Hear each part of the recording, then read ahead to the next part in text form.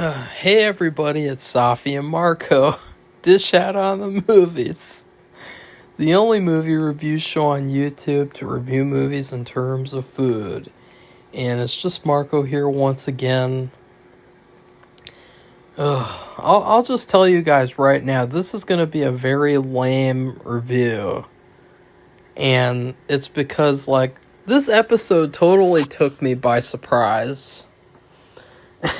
Because I did not know it was going to be the finale. I thought that they would milk it out for another week.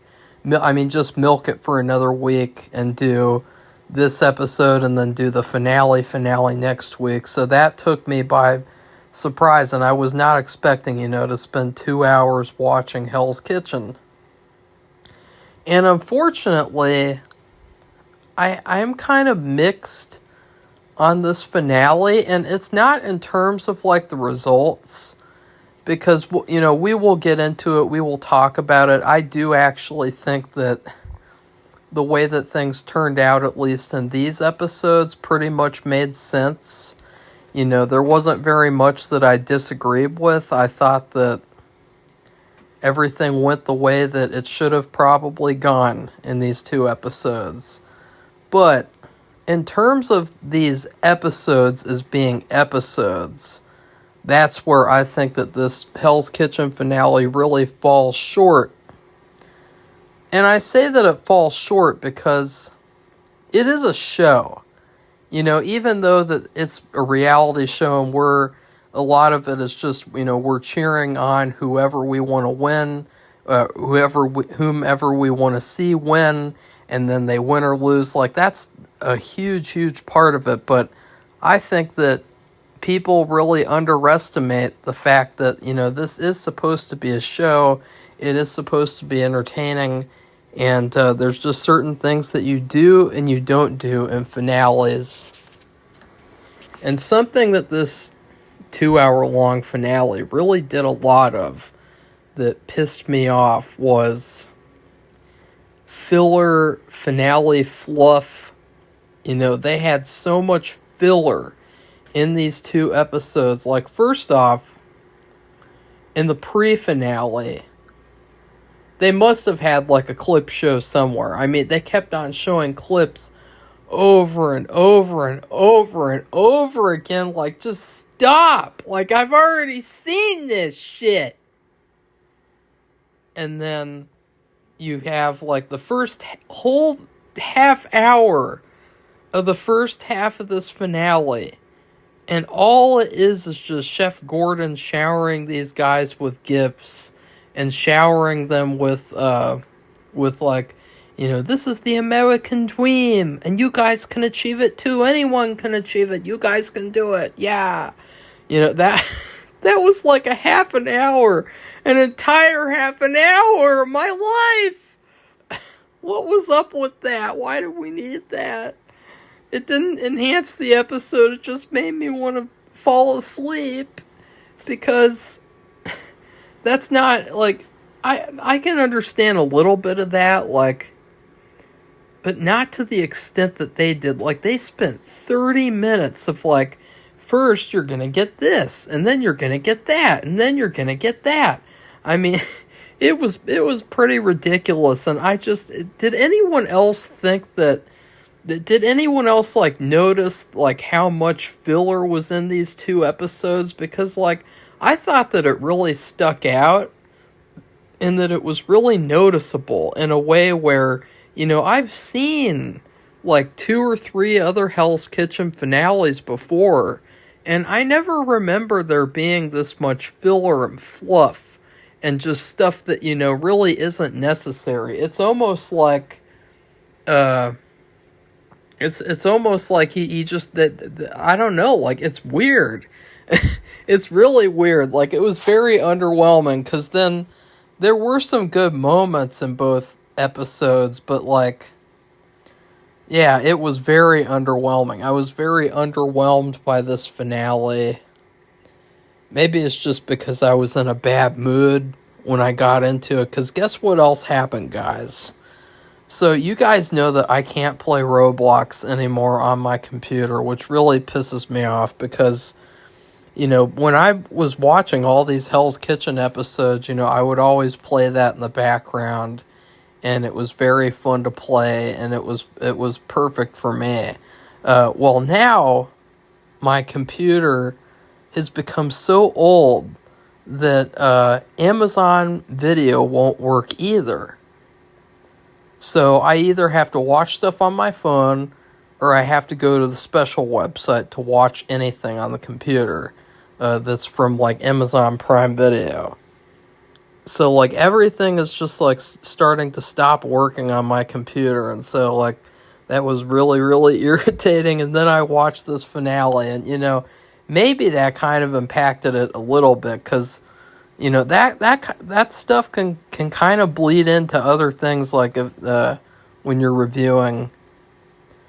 Sometimes, if all you're reviewing is Hell's Kitchen, then you can kind of go in with a clean slate. But if you review a bunch of other stuff and you have to watch stuff, it can really everything relies on everything, in terms of like if one thing goes wrong, everything goes wrong. So anyways, I guess I should really get into the episodes, it's going to be pretty hard, because I was really struggling to take notes for these episodes. I was struggling to have anything to write down. There were very few things that were worth writing down. And I think that is just another demonstration of how underwhelming these episodes were. I mean, I wouldn't think that they would be underwhelming if, like, I was there eating the food, obviously, but as a viewer watching a show, I thought that these episodes were extremely underwhelming, disappointing, kind of. Not in terms of, like, the results, well, also the results, but just in terms of the way that this show was constructed was terrible. Like, I really think that even though I was not a fan of some of the episodes this season for various reasons, I think, like, these two episodes right here, like, they are just so bad that they just stand out like a sore thumb. And maybe it's just the fact that, these guys are MasterChef contestants. I mean, basically, they spent the whole episode talking about their backgrounds and talking about their character motivations. And that just feels like a MasterChef thing to do. And this finale really felt a lot more like a MasterChef finale than it felt like a Hell's Kitchen finale. Usually in Hell's Kitchen, when I think of Hell's Kitchen, I think of getting to business. I think of getting things done. Like really good editing. I think of really good television. When I think of MasterChef, I think of fluff. I think of filler. I think of like, oh, we got to have all these sob story moments. We got to have, this 30-minute long sequence where we visit their hometowns and we really understand their backgrounds and shit. And it's like, that's a MasterChef thing. And I feel like Gordon is trying to make Hell's Kitchen like MasterChef, which is an idiotic idea to say the least. So that's what I think. So let's finally get into it. So first off, and I apologize if this review is bad. When I review something that's bad, sometimes the review will be bad too, which is pretty sad, because it's like, you're supposed to find the silver lining, and there is no silver lining in these episodes. It's just a bunch of nothing. It's like a handful of nothing. It's like you're going to have steak for dinner, and you end up having McDonald's. So we start off, and Jonathan... someone else says, I love it when he calls us young man. When Gordon calls us young man. And Jonathan says, me too. And you know what I thought of when he said that? I was like, boing, boing, boing, boing, boing, boing, boing, boing.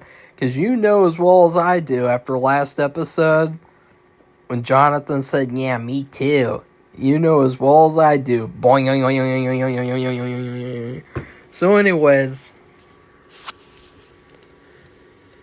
they start off, and after they're done, well, no, this is before they're doing the fluff, the finale fluff, as I like to call it, the gift shower. It's just like a 30-minute gift shower. Before they do that crap, they are all assigned sous chefs so that they can cook a 5-course meal of whatever they want to do.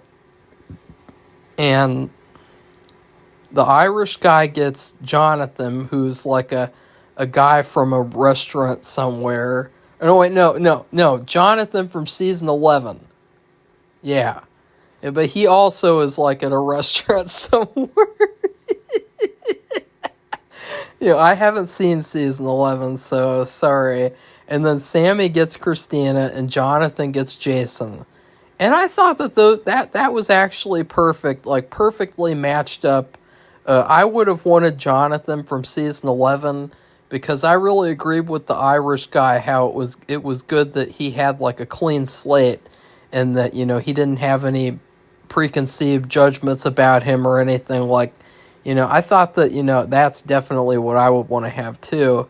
And they came up with their dishes, and I'm not going to comment very much on what they came up with because honestly, another thing is that the second half of this episode went by so fast because it had to make up for the 30 minutes of finale fluff in the first half of the episode.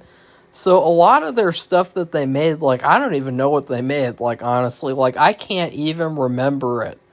It's not even, like, I'm never going to think about it again because, like, it went by so fast. It's like, oh, there they go. Oh, look, there's the other courses. Oh, look, there's the other dishes. It's like, what the hell is this? And then, yeah.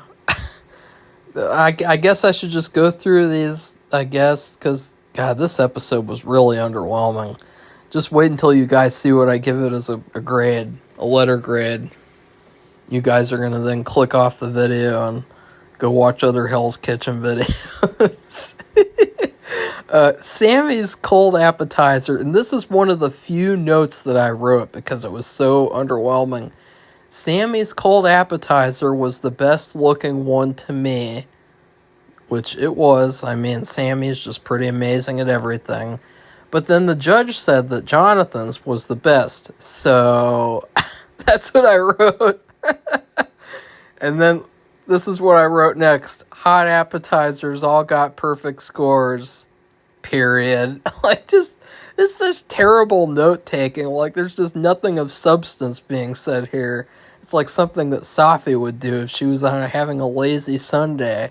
And then the fish course makes Sammy and Jonathan get lesser scores. Oh, that was sad.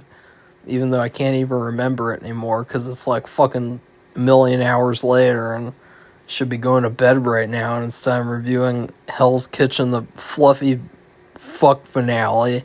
And then the chicken course makes the Irish guy get in the lead. It is strange how Sammy is kind of fumbling the ball. I feel like the Irish guy has done the best job in this episode. So at this point, I realized that Sammy, even after all of the showering that I've given her, after all the compliment showering and praise and fanboyism that's just probably embarrassing to the average viewer, after all that, she really fumbled the ball. She really did. Like, a lot of the stuff that she made, aside, like, the first thing, I looked at it and I was like, what? Sammy? Is that you in there? Is that like a doppelganger of yours? Is that like a hologram, like a Sammy hologram, and the real Sammy died somewhere? Like, what happened? Like, where did you go? Like, why? What are these dish ideas that you have there? Like, what is going on with you? And so, like, I was really concerned. I knew that something was up, and I was really upset because it was just kind of like a sudden realization of, like, she's not going to get in the finale.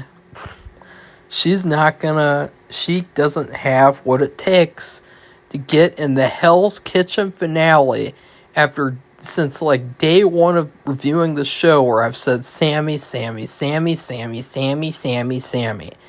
going to be the winner of the season, and she's going to be in the finale. After all that, she really fumbled the ball. She really did. I'm really upset about it. I'm so upset that, oh shit, you know what? I was just at Walmart today. Shit. Because you guys remember I was going to give that Peruvian pepper paste, and I didn't. I forgot all about it. And so that's another reason I'm upset, because I want to taste Peruvian pepper paste before I get old. And then, yeah, the Irish guy, I really felt like he stood out like a sore thumb in the first half of the episode. Like, it's like he really stepped up his game. He really impressed me, I think, after the whole season of not really having anything to say about him for the most part. Like, he really was impressive in these 2 episodes. He basically stole the show. I mean, Jonathan was kind of like he did exactly how I expected him to do.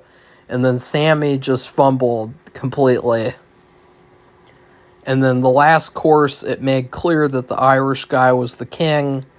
And Curtis Stone from MasterChef Australia. See, that's another reason why this felt like a MasterChef finale. You had a judge from MasterChef here. And I know that Gordon is a judge on MasterChef, obviously, but, Gordon's always been the Hell's Kitchen person, too. But, like, having another MasterChef judge on here, I guess it also made it feel like MasterChef. And he himself took Sammy out of the running. And what really bothered me about this, though, was the fact that Gordon didn't score any of these foods. Like, I don't think that in this whole finale that Gordon said, like, a single thing about these dishes and about, like, what they made. And I thought, even though these judges, they have their opinions that should be listened to, I really wanted to know what Gordon thought of these dishes, too. Since it is Hell's Kitchen and it's not just, because even in other episodes, when you have a judge, a guest judge, Gordon will still chime in with his opinion too.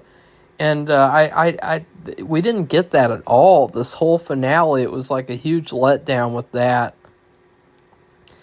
And then Curtis Stone, the reason why this kind of bothered me was he was informed that his decision would take her out of the game if he gave the other guy a certain score. And I don't know, like, there's just something about it that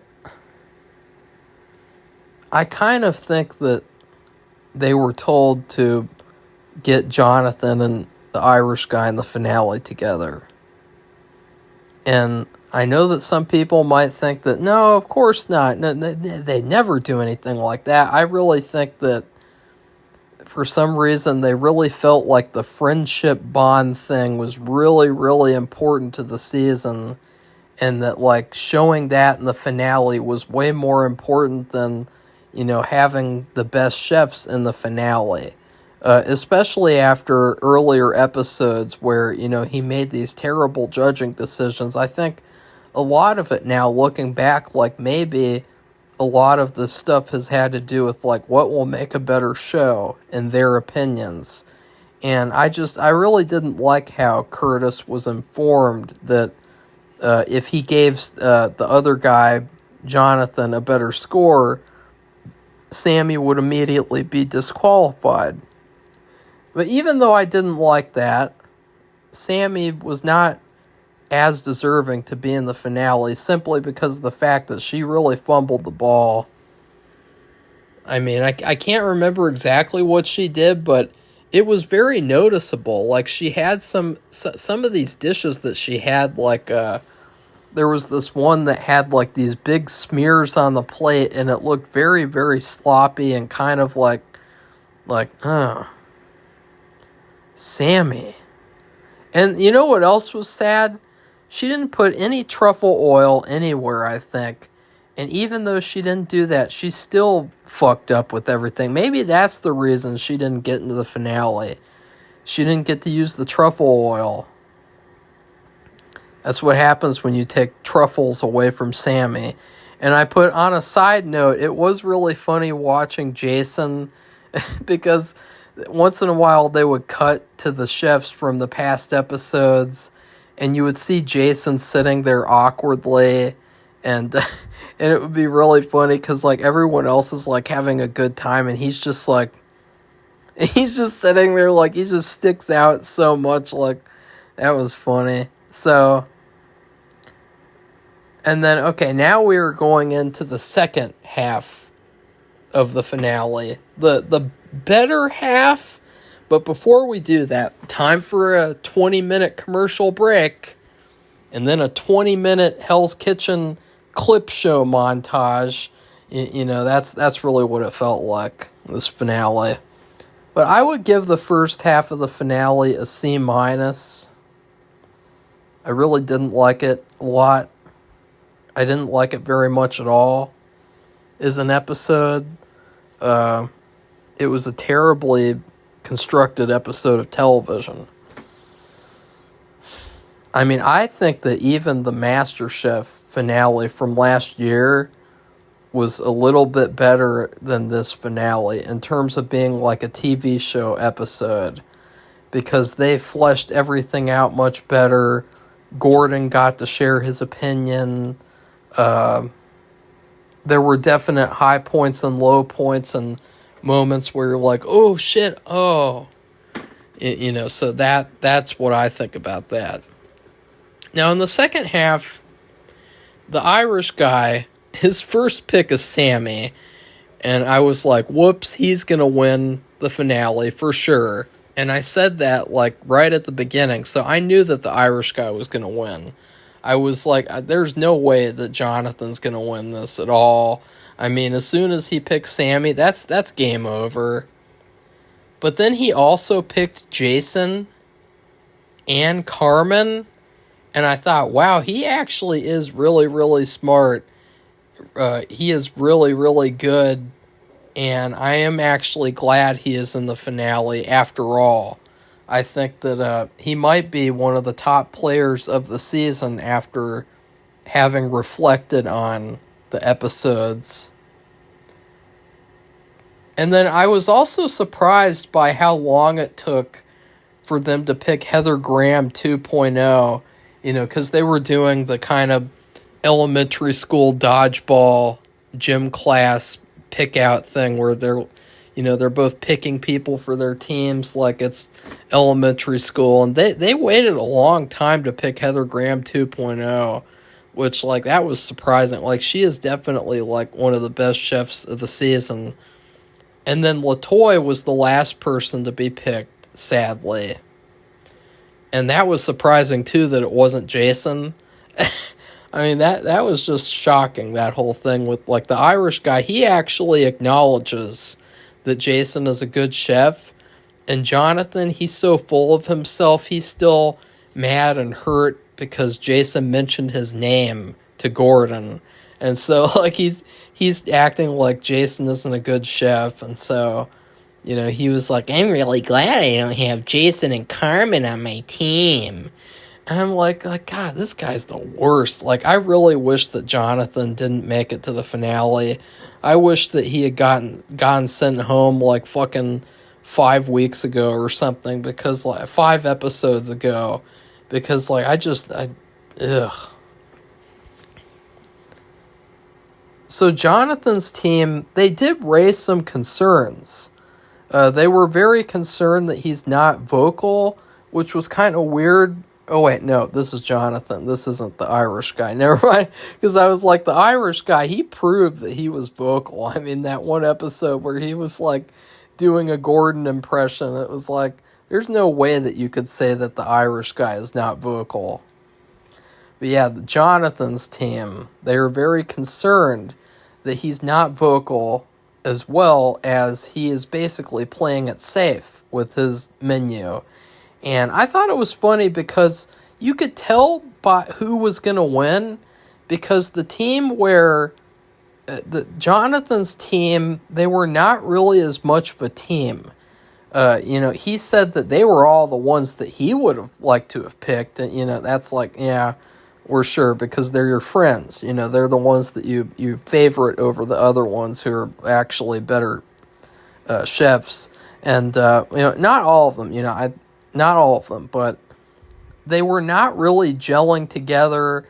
They were all kind of like, yeah, we're just here doing this, They were not really enthusiastic. On the other hand, the Irish guys' team was practically like a cheerleading squad. They came up with a saying like, our kitchen is going to make food sexy and edgy, sexy and edgy, sexy and edgy. And I was like, yes, obviously Carmen is in there, so obviously it is going to be sexy and edgy. And then, so, like, you could tell who was going to win just from that alone. Just from how, like, they were so happy to be working with the Irish guy. They were so... they all are really good at their jobs, too. That's another thing. There wasn't, like, a single weak person on the Irish guy's team. Like, even Sandra, Sad Sack Sandra... She might drop the ball once in a while because she's really sad and she cries a lot and she's very down on her luck, and she falls down a lot too, but she gets back up and she continues to cook even though she's a little sad sack.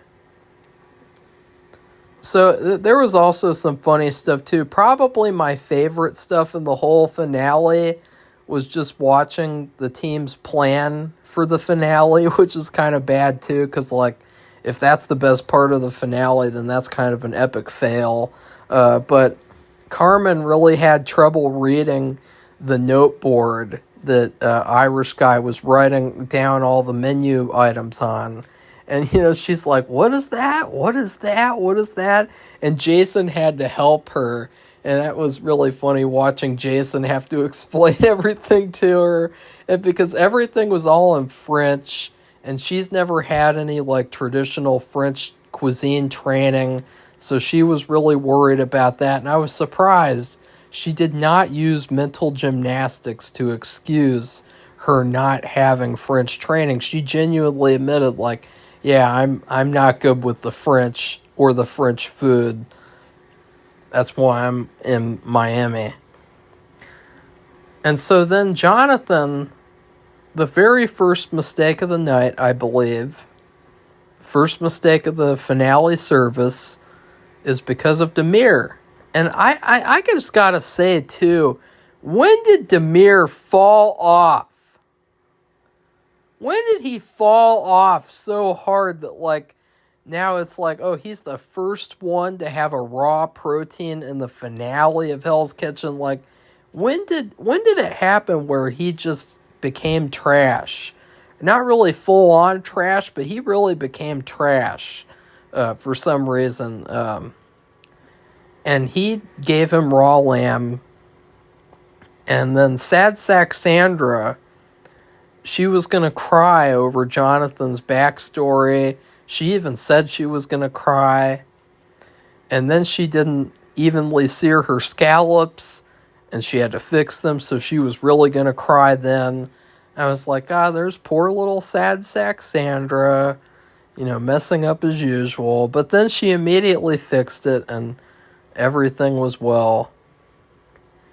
But then Demir was still doing badly on the meat station. I mean, Jonathan is biased towards Demir because he was a great vocal leader and he was very supportive, and so he let Demir be on the meats, and that was a big mistake, buddy, especially after the last episode that he was there. He spent the whole night undercooking meats and doing terribly. I mean, come on, why would you do that?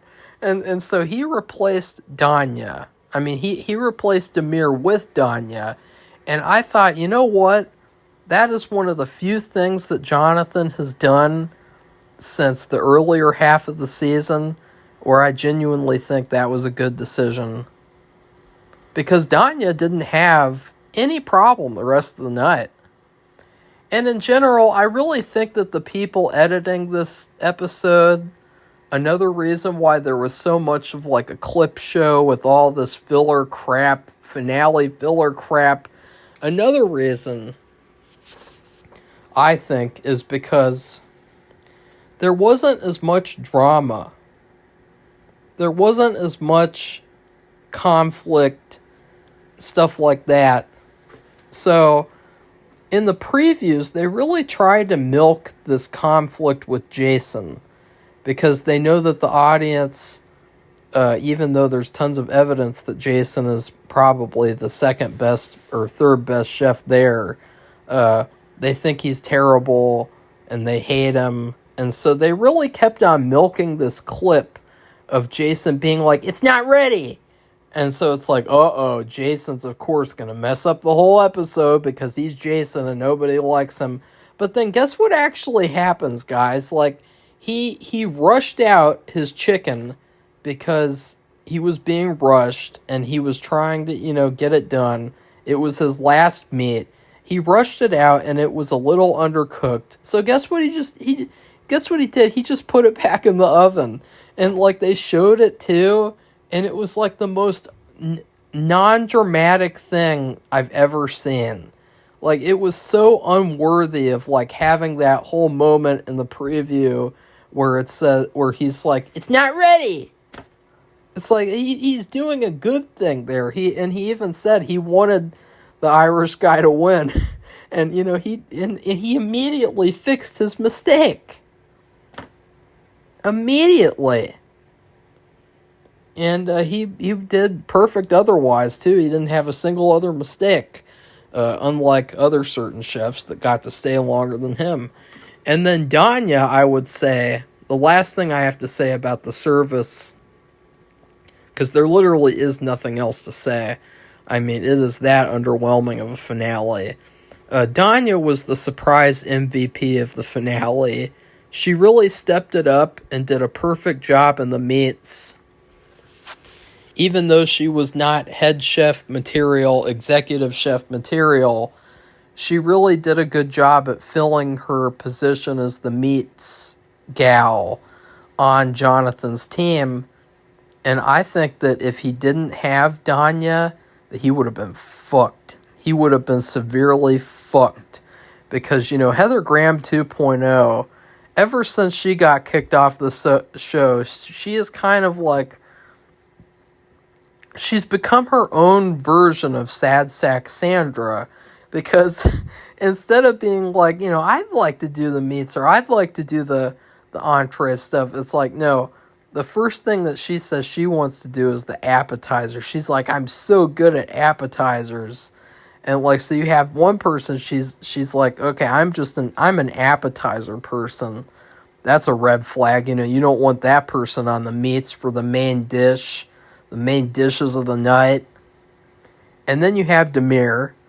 He got sent home because he spent an entire service undercooking meats. And he totally failed with that. And then you have Latoya. She's a good chef, but, I wouldn't trust her to be on the meats for the whole service. And then was there anyone else?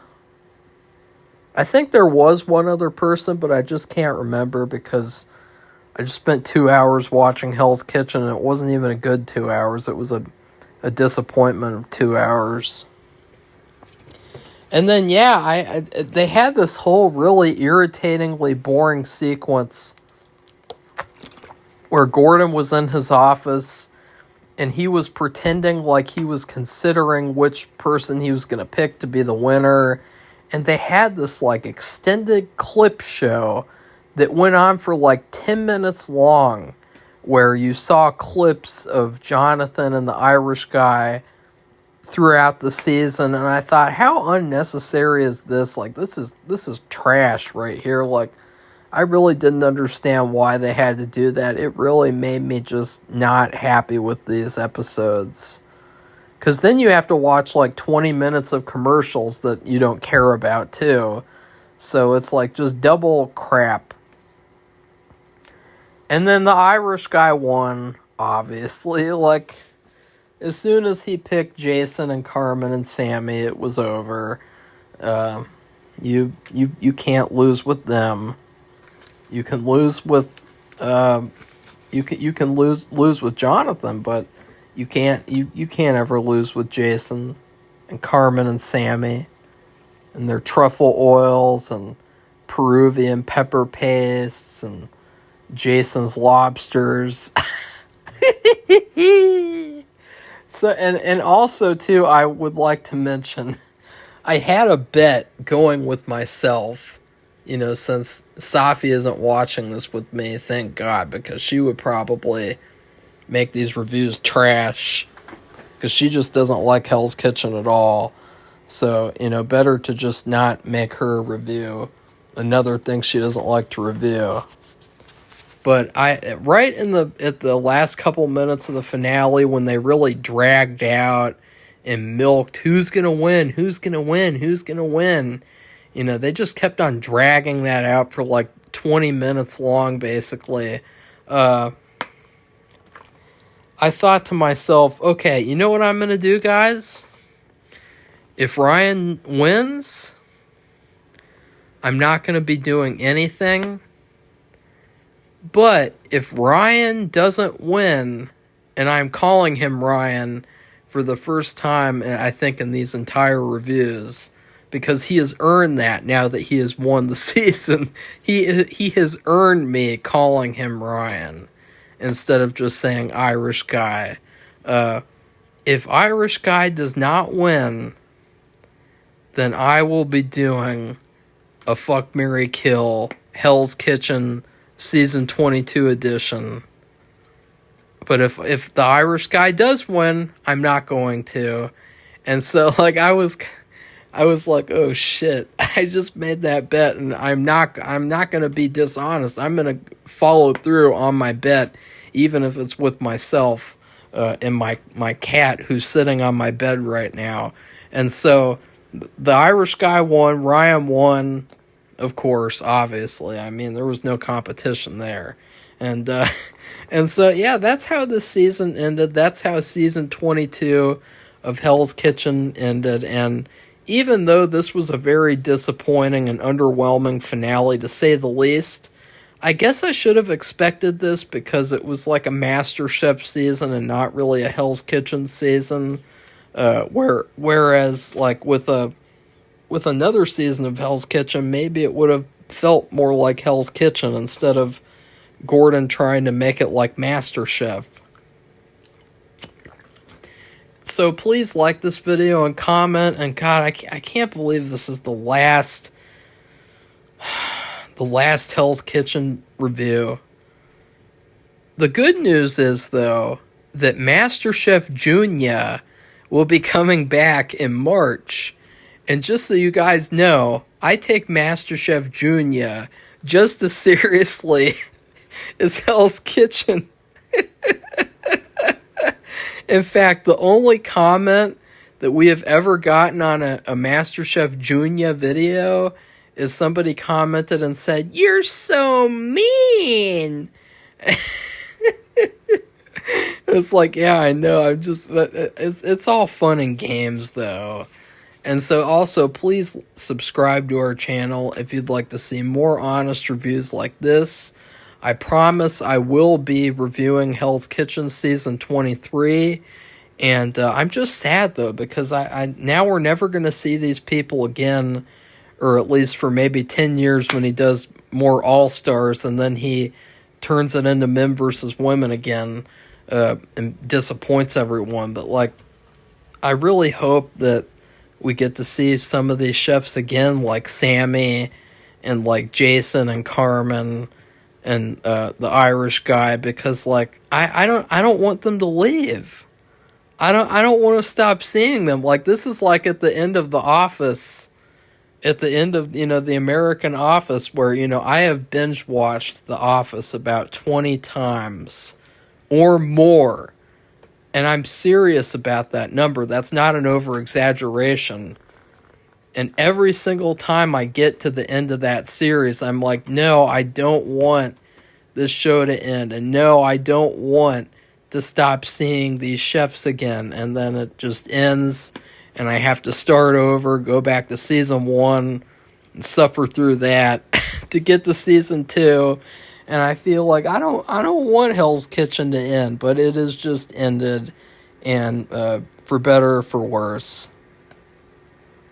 And if you like the finale, though, then that's good. But I really think that it is noticeable how fluff and filler this finale was, and how there was just so much crap in it. And I wonder if other people did too. So goodbye, everybody. See you soon.